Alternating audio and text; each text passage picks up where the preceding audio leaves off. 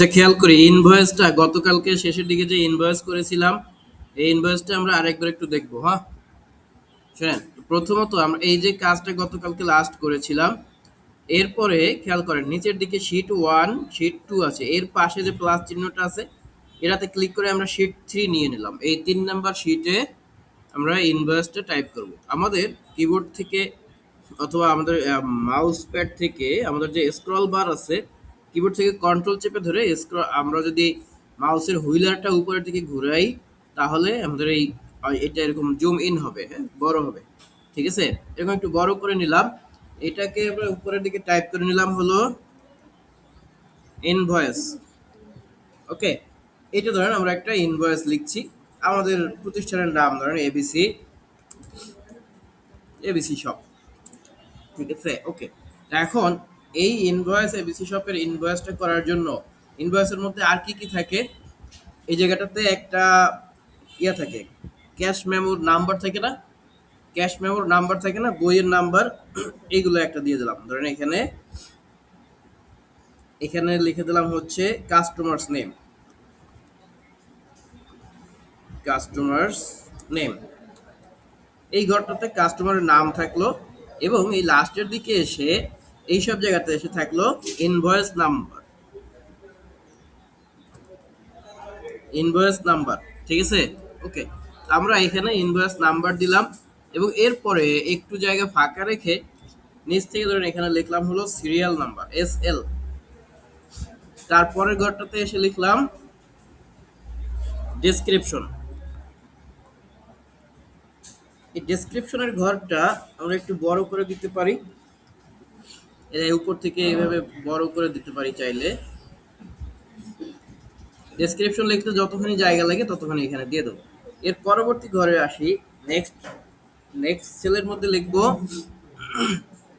কি লিখছিলাম মনে আছে? নেক্সট সেলের মধ্যে লিখলাম হলো unit price, unit unit price. Okay, fine. তারপরে আসি পরবর্তীটাতে লিখবো হলো কোয়ান্টিটি। কি লিখবো? কোয়ান্টিটি, সে কি পরিমাণে নিয়েছে সেগুলো। ডেসক্রিপশনটাও আমরা সব বড় হাত লিখে দিতে পারি, ডেসক্রিপশন। ঠিক আছে, ইউনিট প্রাইস, কোয়ান্টিটি। এবারে এইখানে হবে টোটাল, এখানে হবে টোটাল অ্যামাউন্ট, এটা হলো টোটাল অ্যামাউন্ট। ওকে,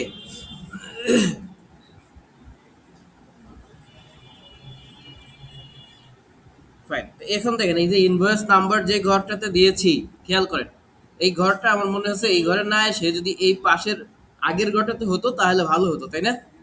এখন আসেন, এখানে কিবোর্ড থেকে কাট কপি পেস্ট করা যায়। কিভাবে কাট করা যায়? কন্ট্রোল এক্স যদি ক্লিক করেন তাহলে এটা কাট হবে। মুভ হওয়ার জন্য এখানে আগের ঘরটাতে সে কন্ট্রোল ভি ক্লিক করলে ঠিক এই জায়গাটাতে মুভ হয়ে গেল এটা।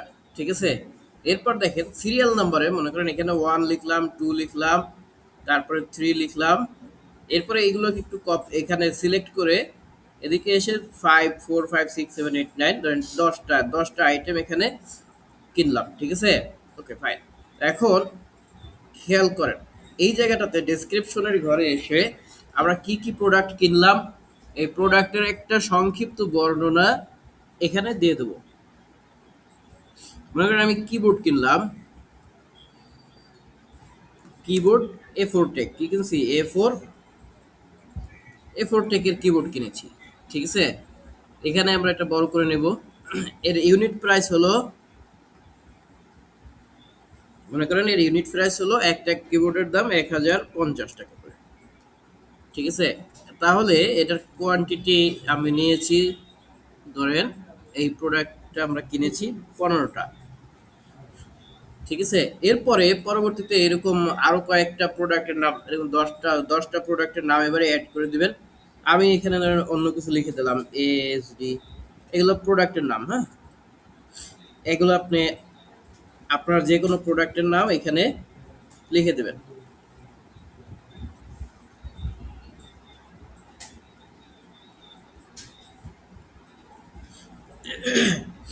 এগুলোতে কি হবে? সবগুলো প্রোডাক্টের নাম লিখে দেবেন। এই যে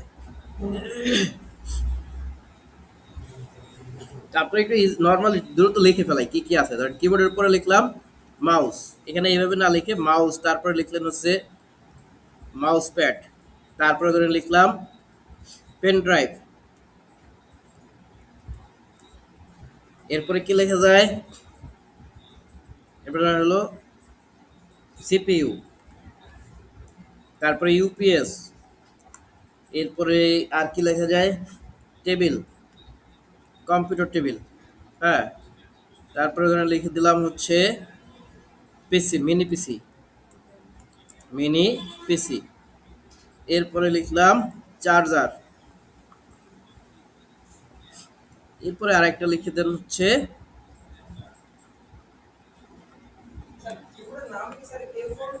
ওকে ফাইন এফোর টেক, ওকে ফাইন। এখন দেখেন এখানে মাউস, ধরেন মাউসের প্রাইস দিয়ে দিলাম 450 করে, এরপরে কি আছে মাউস প্যাডের দাম দিয়ে দিলাম 80 টাকা করে, তারপরে পেন ড্রাইভের দাম ধরে দিলাম 1020 টাকা করে, তারপরে সিপিইউ দাম ধরে দিলাম হচ্ছে 18,900 টাকা করে, ইউপিএস এর দাম ধরে দিলাম হচ্ছে 12,000 টাকা করে, টেবিলের দাম দিলাম 7,500, তারপরে মিনি পিসির দাম মনে করেন হলো 45,000, এরপরে কি আছে চার্জারের দাম ধরেন হলো 1980 টাকা, অ্যাডাপ্টারের দাম 290 টাকা। ওকে ফাইন। এখন এগুলো প্রত্যেকটার এক একটা কোয়ান্টিটি অ্যামাউন্ট এখানে বসাই দিলাম।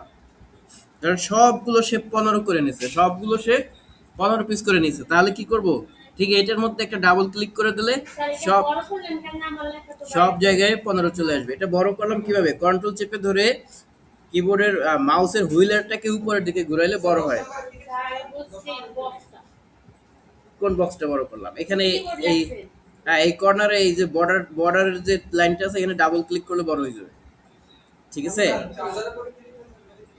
কি লিখছি এগুলো আপনি যে কোনো একটা কিছু লিখে দেবেন, যে কোনো একটা প্রোডাক্টের নাম লিখে দেবেন, এইগুলোই লিখতে হবে কেন, আগে দেখেন পুরোটা তারপরে দেখি।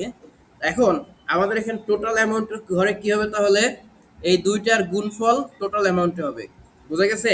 তাহলে দুইটার গুণফলকে এখানে বসাইতে হলে প্রথমে কি করব, সামেশন লিখবো, সমান সমান লিখে SUM সাম, এই রেকর্ড করার দরকার নাই, রেকর্ড দিয়ে দেবো। দেখেন তাহলে মোবাইলে কি করেন আপনি, মোবাইলে দেখবেন ভালো, চোখে কম দেখে, এইটা বড় স্ক্রিন কম দেখে এজন্য ছোট স্ক্রিনে নিয়ে দেখতেছি, এটা কোনো কথা। আচ্ছা খেয়াল করেন, এখানে সাবমিশন দিলাম, দিয়ে এখানে প্রথমে ইউনিট প্রাইসের ঘরটা সিলেক্ট করবেন, তারপরে গুণ চিহ্ন দিয়ে কোয়ান্টিটির প্রথম মানটাকে সিলেক্ট করে ব্র্যাকেট ক্লোজ করে এন্টার দেবেন। এই যে একটার মান, একটার দাম এখানে চলে আসলো। এখন এটাকে আমরা কি করব, এখানে ডাবল ক্লিক করে দিলে, নিচের দিকে ডাবল ক্লিক করে দিলে সবগুলো ঘরের মধ্যে প্রাইসগুলো গুণ হয়ে চলে আসবে প্রত্যেকটার মধ্যে। কথা কি বোঝা গেছে? ওকে, এখন দেখেন এরপরে এই ঘরটাতে আমরা লিখবো টোটাল অ্যামাউন্ট, কি লিখবো এখানে, টোটাল, টোটাল কয় টাকা ক্রয় করেছে সে এইটা। এই পাশে দেখেন দুইটা ঘর নিয়ে আমরা এটাকে মার্জ করে ফেলবো। কিভাবে মার্জ করব, দুইটা ঘর সিলেক্ট করে মার্জ এন্ড সেন্টারে ক্লিক করলে এটা মার্জ হয়ে যাবে। ঠিক আছে, এখন এই জায়গাটাতে আমরা এই সবগুলো যোগফল নিয়ে আসবো। খেয়াল করেন এটা একটু গুরুত্বপূর্ণ, এখানে ধরেন আমাদের এখানে কি আছে, সবগুলো যোগ করে ডাইরেক্ট এই নিচেই যদি যোগফলটা বসাইতে চাই, তাহলে এটার একটা শর্টকাট আছে, শর্টকাট হলো অল্টার প্লাস, অল্টার প্লাস চিহ্ন ক্লিক করলে ঠিক নিচেরটাতে কি হবে, যোগফলটা বসে যাবে। বুঝা গেছে, এটা শুধুমাত্র এই ক্ষেত্রেই কার্যকর হবে, অন্য কোনো ক্ষেত্রে না। কেন, এখানে কিরকম ক্ষেত্রে হবে, এরকম শুধুমাত্র কলামগুলোকে যদি আমরা ডিরেক্ট যোগ করি তাহলে এটা কার্যকর, এই শর্টকাটটা কার্যকর হবে। ঠিক আছে, ওকে ফাইন। নেক্সট দেখেন, এবারে আমরা তাকে কিছু ডিসকাউন্ট দেব। এই ঘরটাও দুইটা ঘর একসাথে করে মার্জ এন্ড সেন্টার থেকে মার্জ করে রাখলাম, মানে এটা তার টোটাল অ্যামাউন্ট হয়েছে, তাই না। এখান থেকে তাকে ধরেন ডিসকাউন্ট দিলাম, ডিসকাউন্ট দিব কয় পার্সেন্ট, 1% ধরেন ডিসকাউন্ট দিলাম তাকে। ঠিক আছে, তাহলে এই টাকার উপরে যদি 1% তাকে ডিসকাউন্ট দেই, তাহলে এখানে হিসাব করবো কিভাবে, সমান চিহ্ন দিয়ে লিখবো সাম ফার্স্ট ব্র্যাকেট, তারপরে এই যে ঘরটা টোটাল অ্যামাউন্টের ঘরটাকে সিলেক্ট করে গুণ চিহ্ন দেবো, গুণ চিহ্ন দিয়ে 1, তারপরে শিফট 5 ক্লিক করলে পার্সেন্টেজ চলে আসবে, ব্র্যাকেট ক্লোজ করে এন্টার দেবো। দেখেন কতগুলো টাকা সেই ডিসকাউন্ট পেয়ে গেছে, 14,665 টাকা ডিসকাউন্ট। ঠিক আছে, ওকে। পরবর্তী ঘরটাকে আমরা এরকম মার্জ করে নিলাম। মার্জ করে এখানে লিখবো কি, এখানে লিখবো টোটাল অ্যামাউন্ট উইদাউট ট্যাক্স, কি লিখবো, উইদাউট ট্যাক্স। তো ট্যাক্স ছাড়া তার কয় টাকা অ্যামাউন্ট হলো, কয় টাকা দাম হলো সেটা। ঠিক আছে, দেখেন এটাকে একটু দড়ি সরাই দিলে এই লেখাটা পুরো দেখা যাবে। টোটাল অ্যামাউন্ট উইদাউট ট্যাক্স, এটা কিভাবে হিসাব করব, এই যে টোটাল অ্যামাউন্ট আর হলো ডিসকাউন্ট, এই দুইটাকে বিয়োগ করব। টোটাল অ্যামাউন্ট থেকে ডিসকাউন্টটাকে বিয়োগ করে যেটা আসবে সেটা হবে টোটাল অ্যামাউন্ট উইদাউট ট্যাক্স। ঠিক আছে,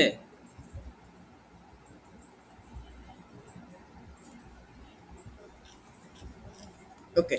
এখন এইখানে যদি আমরা ক্লিক করি সমান চিহ্ন দেই, দিয়ে কি করব, সাম ফার্স্ট ব্র্যাকেট, এই উপরেটা টোটাল অ্যামাউন্টের ঘরটা সিলেক্ট করব, তারপরে কিবোর্ড থেকে মাইনাস চিহ্ন দিয়ে নিচের ঘরটা সিলেক্ট করব, এই টোটাল ডিসকাউন্টের ঘরটা। ডিসকাউন্ট কি হয়, সবসময় মাইনাস হয় না? ক্লিক করে ওকে করে দিলে এই যে আমার এখানে ট্যাক্স বাদে বাকি যে কয় টাকা দাম হয়েছে সেটা আসছে। এবার আমরা ট্যাক্স হিসাব করব। এই নিচের ঘরটাকে অ্যালাইন করে মার্জ করে নিলাম। এখানে লিখবো কি, ট্যাক্স। ট্যাক্স কয় পার্সেন্ট দিব, ধরেন 10% হলো ট্যাক্স।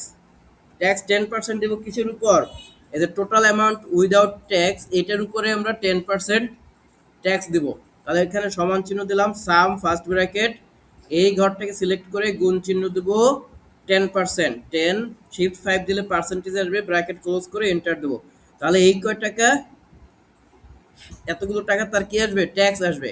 তাহলে এই পরবর্তী ঘরে লিখবো হলো টোটাল অ্যামাউন্ট উইথ ট্যাক্স, কি লিখবো, উইথ ট্যাক্স নাকি,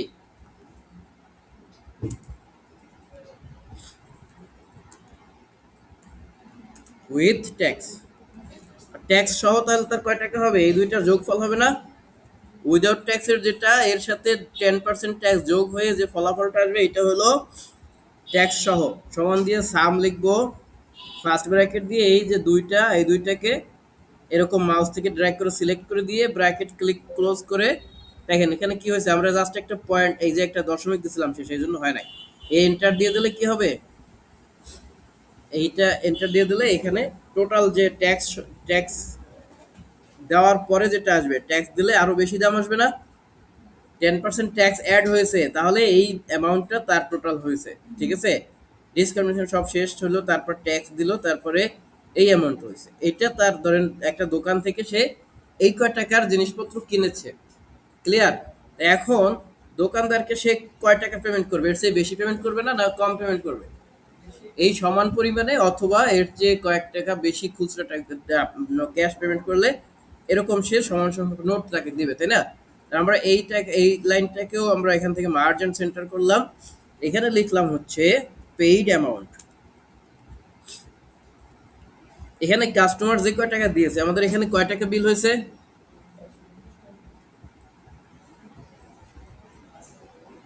প্রায় প্রায় 16 লাখ টাকার মতো, তাই না? 15,97,072 টাকা নাকি, এখানে ধরেন সে 16 লাখ টাকা দিয়ে দিল। ঠিক আছে, ক্লিয়ার। এইটা তার হলো এই অ্যামাউন্টটা সে পে করেছে। ঠিক আছে, করার পরে তাহলে এখন সে কয় টাকা ফেরত পাবে, এখানে কি লিখবো আমরা, চেঞ্জ, চেঞ্জ অ্যামাউন্ট। তো চেঞ্জ অ্যামাউন্টে কি হবে, এই যে এই নিচের এটা বড় না, 16 লাখ থেকে মাইনাস হবে এটা, তাহলে আমরা এখানে একটা মাইনাসের সূত্র লিখবো, সমান দিয়ে সাম, তারপরে ফার্স্ট ব্র্যাকেট, এই পেইড অ্যামাউন্টটাকে ক্লিক করে মাইনাস চিহ্ন দিয়ে, তারপরে উপরের টোটাল অ্যামাউন্ট উইথ ট্যাক্স এটাকে সিলেক্ট করে ব্র্যাকেট ক্লোজ করে এন্টার দেবো। তাহলে সে কয় টাকা ফেরত পাবে, 2,927 টাকা ফেরত পাবে। ঠিক আছে, তো এইটা হলো আমাদের টোটাল একটা ইনভয়েস। এবারে আসেন, খেয়াল করেন শেষ হয়নি, এইটুক তো গতকালকেও দেখিয়েছিলাম, তাই না? এটুক সবাই পারবো। এখন খেয়াল করেন, আমরা চাই যে এই যে অ্যামাউন্টগুলো আছে না, এই যে ইউনিট প্রাইস, ইউনিট প্রাইসগুলোর সাথে এবং টোটাল অ্যামাউন্টের সাথে আর এই টোটাল ঘরটার মধ্যে প্রত্যেকটার শেষে টাকা যোগ করে দেব। কি লিখবো, প্রত্যেকটার শেষে টাকা টিকে, টাকার যে শর্ট ফর্ম টিকে, এটা অটোমেটিক লেখা আসবে। এটা কিভাবে করব একটু খেয়াল করেন। আমরা এটাকে টোটালটাকে ধরে সিলেক্ট করলাম, এই যে টোটালটা ধরে এই অংশটা ধরে সিলেক্ট করলাম। এরপর যদি আমরা এই অংশটা টোটাল অ্যামাউন্টটাকে ধরে সিলেক্ট করতে যাই, এই পাশে ইউনিট প্রাইসের সিলেক্টটা ডিলিট হয়ে গেল না? আমরা এখানে কি করব, প্রথমে ইউনিট প্রাইসের ঘরটা সিলেক্ট করলাম কিবোর্ড থেকে, সিলেক্ট করার পরে কিবোর্ড থেকে কন্ট্রোল ধরে টোটাল অ্যামাউন্টের ঘরটাকে সিলেক্ট করে একদম লাস্ট পর্যন্ত চলে আসবো, এই পর্যন্ত, এই যে, ঠিক আছে, চেঞ্জ পর্যন্ত। এখন কি হলো, টোটালটা সিলেক্ট হলো, সিলেক্ট হলো। এরপরে দেখেন আমাদের এই এইখানে একদম এই রিবন বারের উপরের দিকে এখানে জেনারেল লেখা আছে, দেখেন নাম্বার লেখা আছে না, এই জায়গাটাতে কি লেখা আছে, নাম্বার, এই যে নাম্বার, নাম্বারের উপরের দিকে দেখেন জেনারেল লেখা আছে। এই জেনারেলের ডান সাইডে একটা ড্রপ ডাউন বাটন আছে, এখানে একটা ক্লিক করলে নিচের দিকে পাবো হলো মোর নাম্বার ফরম্যাটস। এই মোর নাম্বার ফরম্যাটসে গেলে খেয়াল করবেন, এখানে এই যে মোর নাম্বার ফরম্যাটসে গেলে এখানে একদম নিচের যে অপশনটা এটা লেখা আছে কাস্টম, কি লেখা আছে, কাস্টম।